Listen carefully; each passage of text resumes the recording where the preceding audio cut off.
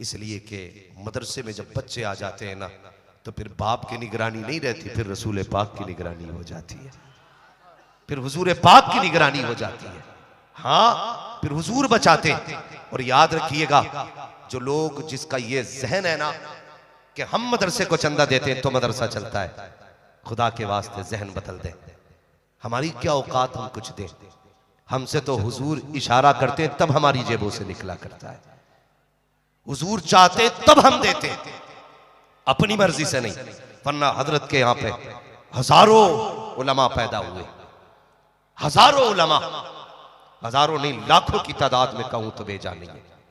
लाखों उलमा हजरत के इदारों से फारिग हुए, लेकिन इनसे पूछो कभी कभी मदरसे में खाना खत्म हुआ तो इन्होंने किसी अमीर की चौखट खटखटाई, किसी पैसे वाले को आवाज दी? नहीं ना। ये बताएंगे जब कुछ नहीं होता था तो दुनिया सो जाती थी, हम हुजूर की गुंबद खजरा की तरफ लो लगा के बैठते थे, कहते थे आका घर भी आपका, मेहमान भी आपके हैं, अगर इन्होंने नाश्ता न किया तो हमारा कुछ नहीं जाएगा। दुनिया आपके मेहमानों को कहेगी, आपकी मेजबानी पे सवाल उठेगा। कसम से ये इदारे चलाने वाले इतने जुमले कहते हैं, सुबह बाद में होती है, खाने का इंतजाम मदीने से पहले कर दिया जाता। ये मदरसे हमारी जिम्मेदारी है, हम कुरान से भी मोहब्बत करें और साहिबे कुरान से भी मोहब्बत करेंगे इंशाअल्लाह। और हर बंदा ये कोशिश करे कि अपने बच्चों को हाफिज कुरान बनाना है। हमारी कौम एक बड़ा अच्छा काम करती है, जब भी कोई मरता है ना तो उसके नाम के कुरान का हदिया जरूर कराती है कि नहीं? यही होता है, कुरान का हदिया करा के लाए, पेटी मस्जिद में रख दी पैक करके। हाँ, पेटी लाए रख दी, उस पर नाम रख दिया बराई साले सवाब फला मरूम। यह है जी। एक बात बताइए, मुझे डर नहीं बोलने में, अब मेरे आका तशरीफ फरमा, हमारे मोहसिन हमारे कर्म फरमा तशरीफ फरमाए। अल्लाह का शुक्र है, इनका नाम लेके हम दुश्मनों के बीच में नहीं डरते हैं। आज तो अपनों के बीच में बैठे और वो भी मोहसिन के साथ बैठे। बहुत जिम्मेदारी के साथ की बात कर रहा हूं। हम लाए कुरान, मुझे बताइए क्या रखी रखाई पेटियां फायदा देती है? फायदा कब होगा? जब कुरान पढ़ा जाएगा। जाओ मस्जिदों में जाके देखो कितने पारों को दीमक लग गई, कितनी पेटियां रखे रखे गल गई। आज कोई कुरान खोलने वाला नहीं। हमारा अकीदा यह है क़यामत के दिन कुरान हमारी शफाअत करेगा। जो कुरान पढ़ते हैं, कुरान कहेगा मालिक इसे बख्श, ये सोते वक्त मुझे पढ़ता था, इसे बख्श, ये उठते बैठते मुझे पढ़ता था, या अल्लाह इसको जन्नत दे। अगर कुरान ये जानता है कि मुझे पढ़ता कौन है, तो क्या कुरान ये नहीं जानता मुझे खोला किसने नहीं है? ये भी जानता है ना। जब कुरान में रख के पेटियों को दीमक लगती है, तब कुरान रब से शिकायत नहीं करता होगा, या अल्लाह किस कौम के बीच में भेजा है, जब से मुझको छापा गया कोई खोलने नहीं आया। मुझे बताया जाए कुरान ये शिकायत रब से करेगा तो क्या बनेगा? और हम में से हर कोई चाहता मेरा बाप बख्शा जाए, मेरी मां बख्शा जाए, मेरा भाई बख्शा जाए। अगर बख्शवाना की चाहते हो, बाप का इंतकाल हो, तो दो काम करना प्यारे, अल्लाह को अकबर। क्या करना है सुन बड़े गौर से, अंदाज़े बयां मेरा बहुत शौक लगी है, शायद के उतर जाए तेरे दिल में मेरी बात। अगर घर में बाप का जनाजा रखा हो, मार्केट ना जा, मार्केट से कुरान का हदिया ना करा, बल्कि सीधा उठ मदरसे की तरफ जा, मौलाना इरफान के पास जा, जाके उनसे कह मौलाना बता तो सकी कोई ऐसा बच्चा है जिसके पास पुरानी रजाई हो, मैं बाप के इसाले सवाब के लिए उसे नया कंबल दिलाना चाहता हूँ। कोई ऐसा बच्चा बताओ जिसके पास फटा बिस्तर हो, उसके लिए बिस्तर दिलाना चाहता हूँ। जा कभी जाकर के देख, जिस मदरसे के अंदर बच्चे ठंडे पानी से वुजू करते हो, वहां जाके गीजर लगवा दे। जिस जगह पे बैठ करके कुरान वाले गर्मी में पढ़ते हो, वहां जाके पंखे लगवा दे। उनके लिए गीजर का इंतजाम कर, फ्रिज का इंतजाम कर, पंखों का इंतजाम कर। मैं नहीं जानता तेरी रखी हुई पेटी को कोई पढ़ेगा कि नहीं पढ़ेगा,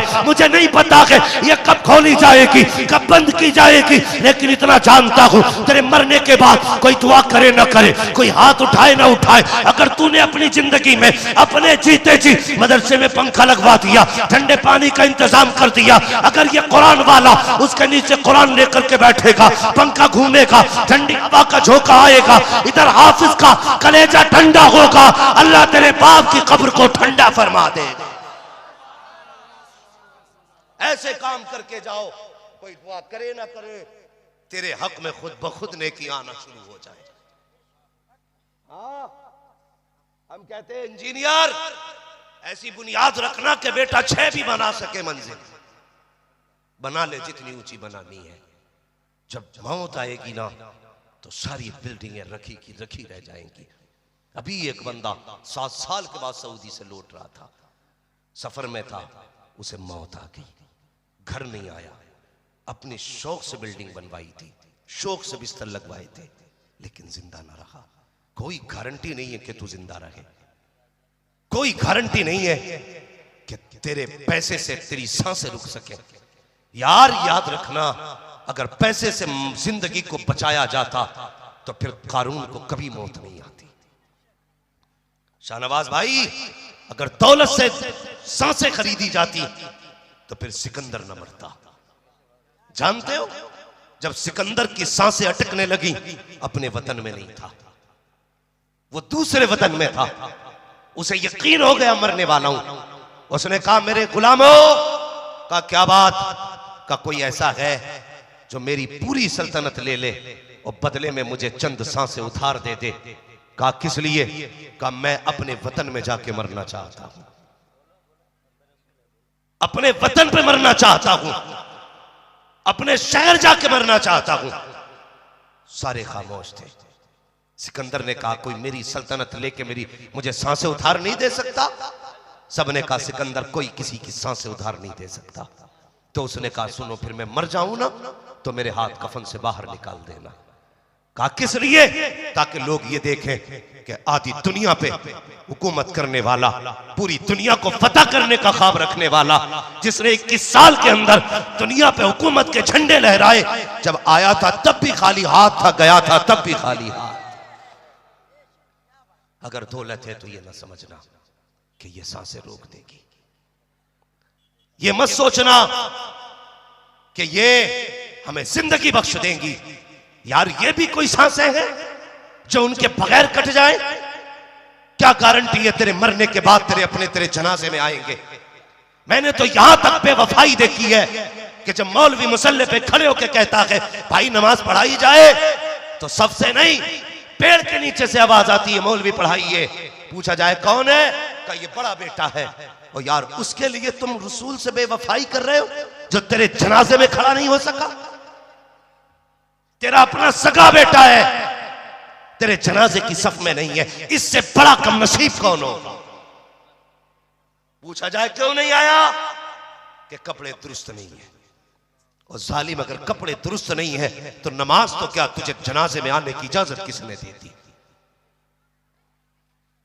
इसके लिए जा रहे हो छोड़ के? ये तो तेरे जनाजे में ना आ सका, क्या गारंटी है तेरे 40वें के बाद आके फाता पढ़ ले? जाओ कभी कब्रिस्तान जाके कब्रें झांका करो, कितनी कब्रें ऐसी हैं, फूल तो बड़ी बात, कोई मिट्टी डालने नहीं आया। हड्डियां चमक रही हैं, कफन फटे हुए हैं, लकड़ियां दिख रही हैं, आज कोई मिट्टी डालने वाला नहीं। उस घर का भी इंतजाम कोई किया है? कोई नहीं आएगा तेरी कब्र पे 40 साल के बाद, तुझे मिट्टी के ढेर में रहना है। इसलिए मेरी गुजारिश है, क्यों उससे यारी ना करो जो कभी किसी को धोखा नहीं देता। जिसका हाथ पकड़ लेता है वो उसको जन्नत में जाके छोड़ा करता है।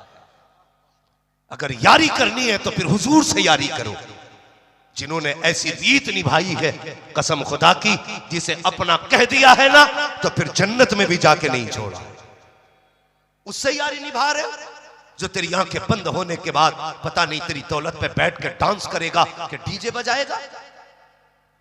अल्लाह ने दौलत दी है ना तो फिर हुजूर के घर के नाम कर जाओ कुछ ना कुछ। ये अजमत कुरान कॉन्फ्रेंस है। आज इस इदारे ने 10 हाफिज कुरान दिए हैं। मां से कितने लोगों को प्यार है, जरा हाथ उठा के बता सकते हैं? माशाअल्लाह सारे लोगों ने हाथ उठा दिया। सबके जिंदा के माँ बाप, जिनके जिंदा के अल्लाह उनकी उम्र में बरकत अता करे, और जिनके चले गए हैं अगर ईमान के साथ गए अल्लाह उनको जन्नतुल फिरदौस अता करे। मैं अब आजमा लूं आपको, नारे भी टटके लगाए, वादे भी कस के किए। आज कोई देखे न देखे, आला हजरत का बेटा भी देख रहा है, और फिर हुजूर भी देख रहे हैं। आज सवाल कुरान का है,